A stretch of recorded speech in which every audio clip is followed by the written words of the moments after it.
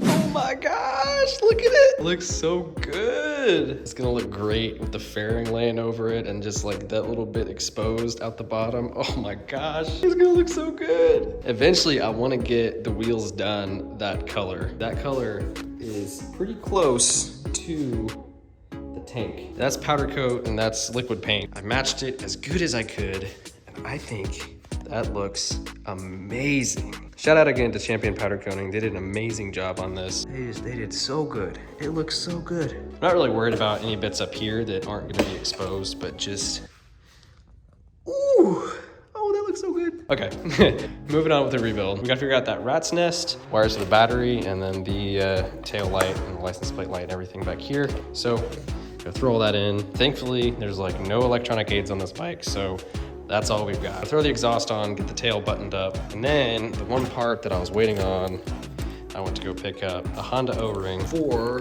the water pump inlet right there. That one is a 21.5 by 3 millimeter O-ring, and this is a 21.5 by 2.9. But I think it should be good. So we're gonna have to drain the coolant, and then after we get this replaced, then I'll be able to reinstall my rear set and the quick shifter and everything. And after that, we'll throw the tank back on and it should be ready for its first start. Now we still got quite a ways to go, but I'm getting excited. Just seeing the headlight and the stay back on and like the subframe and everything, just, still waiting on the graphics kit, but that should be in tomorrow. And once that comes in, then we can do all of our wrap work and final work on the fairings. And once this is mechanically good and I've started it and let it run for a little bit, then we can start throwing the fairings on.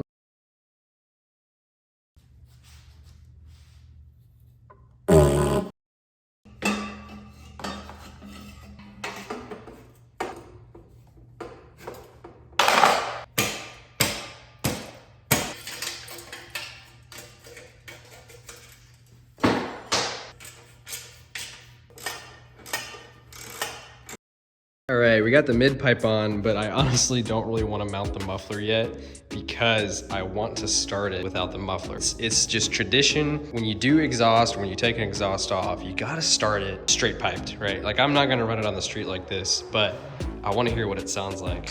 I have a buddy who had a 3rd gen with basically a straight pipe for a little bit. He took the muffler off and had I think it was a Delcavic header. I have a pretty good idea of what it might sound like, but I want to hear it. I gotta hear it. It's tradition. So we're gonna come back to this just because I want to hear it. Close too. Oh my gosh. She's so pretty.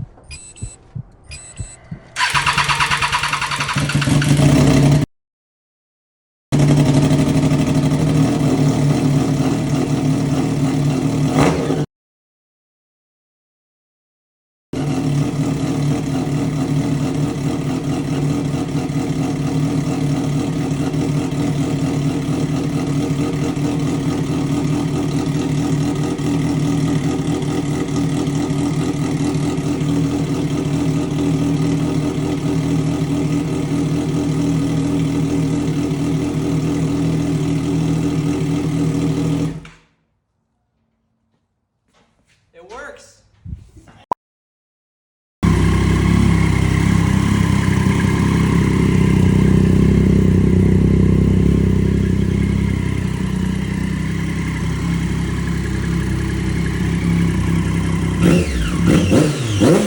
Yes! Yes! Yes!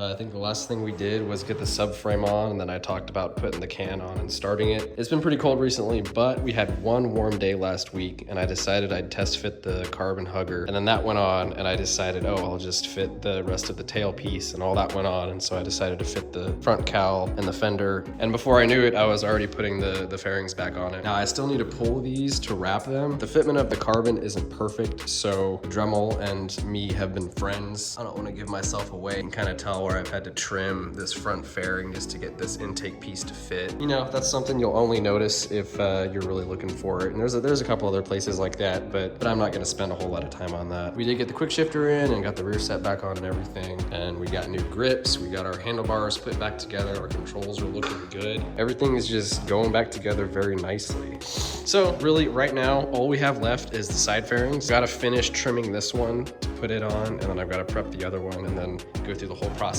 of fitting and trimming that one too. Then all of the carbon will be on. It will be officially 100% carbon fiber. There's little plastic pieces right back here that keep dust and dirt and road grime from getting up in the forks. I have those pieces in carbon. And also these kind of inner fairings, I guess they're like little radiator guards. I have those on the way, but those have been on back order, and that will be the last carbon piece that will complete the 100% carbon fiber Daytona. Every piece that's carbon fiber will be carbon fiber. I'm also waiting on some carbon frame covers that will be going on. Hopefully covers for the swing arm eventually. The only thing I needed to get it rideable was this stupid hose. The old hose got pinched right there. You can see a little hole right there. So I could have reinstalled this and patched it or something, but I really didn't want to have to deal with it down the road. So I got some just like Brembo hose. Because the connection is so short, it started kinking right here. Because the reservoir is so close to the master cylinder. And luckily, my buddy, shout out to Triple Threat 675, had this at his shop where he works. So this is the final piece I need. So I can install this, fill up the reservoir, bleed the brakes, probably clean the chain a little bit, and it will be rideable.